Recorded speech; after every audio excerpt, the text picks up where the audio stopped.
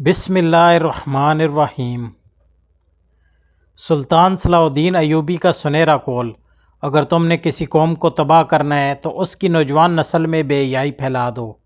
آپ کا یہ عظیم قول تاریخ کے آئینے میں، یہ تاریخ کا وہ منظر ہے جب جولائی 1187 کو حطین کے میدان میں 7 صلیبی حکمرانوں کی متحدہ فوج کو، جو مکہ اور مدینہ پر قبضہ کرنے آئی تھی، ایوبی سپہ نے عبرتناک شکست دے کر مکہ اور مدینہ کی جانب بری نظر سے دیکھنے کا انتقام لے لیا تھا، اور اب وہ حطین سے 25 میل دور اقرا پر حملہ آور تھا۔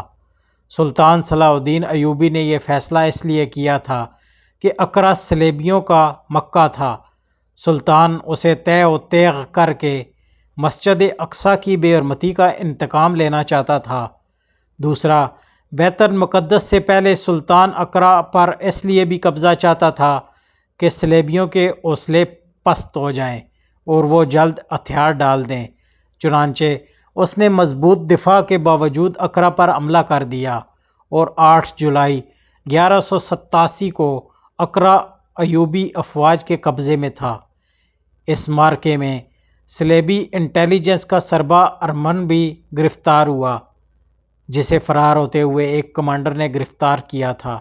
گرفتاری کے وقت ارمن نے کمانڈر کو خوبصورت لڑکیوں اور بہت سا سونا دے کر فرار کرانے کی پیشکش کی تھی، مگر کمانڈر نے اسے رد کر دیا۔ ارمن کو جب سلطان صلاح الدین ایوبی کے سامنے پیش کیا گیا تو اس نے گرفتار کرنے والے کمانڈر کو خراج تحسین پیش کرتے ہوئے سلطان سے کہا: سلطان معظم، اگر آپ کے تمام کمانڈر اس کردار کے ہیں جو مجھے پکڑ کر لایا ہے، تو میں آپ کو یقین کے ساتھ کہتا ہوں کہ آپ کو بڑی سے بڑی فوج بھی یہاں سے نہیں نکال سکتی۔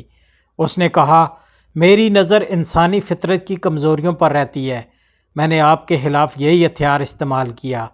میرا ماننا ہے کہ جب یہ کمزوریاں کسی جرنیل میں پیدا ہو جاتی ہیں یا پیدا کر دی جاتی ہیں تو شکست اس کے ماتھے پر لکھ دی جاتی ہے۔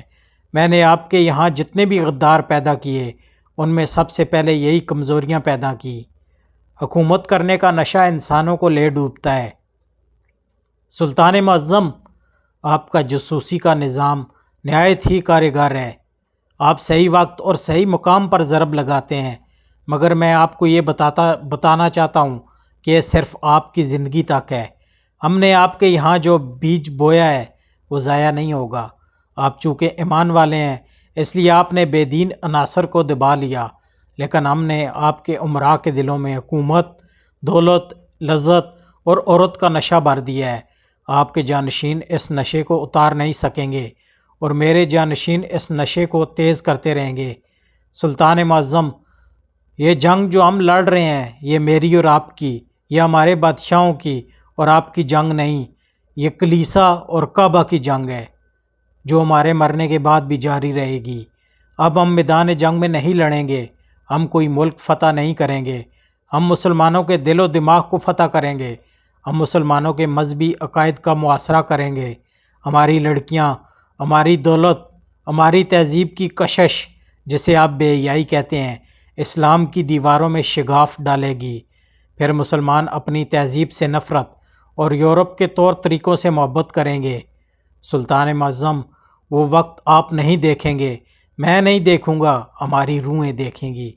سلطان صلاح الدین ایوبی جرمن نیاد ارمن کی باتیں بڑے غور سے سن رہے تھے۔ ارمن کہہ رہا تھا: سلطان معظم، آپ کو معلوم ہے کہ ہم نے عرب کو کیوں میدان جنگ بنایا؟ صرف اس لیے کہ ساری دنیا کے مسلمان اس خطے کی طرف منہ کر کے عبادت کرتے ہیں، اور یہاں مسلمانوں کا کعبہ ہے۔ ہم مسلمانوں کے اس مرکز کو ختم کر رہے ہیں۔ آپ آج بیت المقدس کو ہمارے قبضے سے چھڑا لیں گے، لیکن جب آپ دنیا سے اٹھ جائیں گے، مسجد اقصیٰ پھر ہماری عبادت گاہ بن جائے گی۔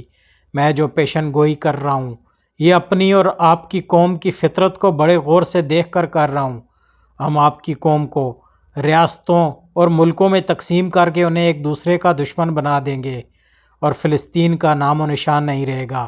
یہودیوں نے آپ کی قوم کے لڑکوں اور لڑکیوں میں لذت پرستی کا بیج بونا شروع کر دیا ہے۔ ان میں سے اب کوئی نور الدین زنگی اور صلاح الدین ایوبی پیدا نہیں ہوگا۔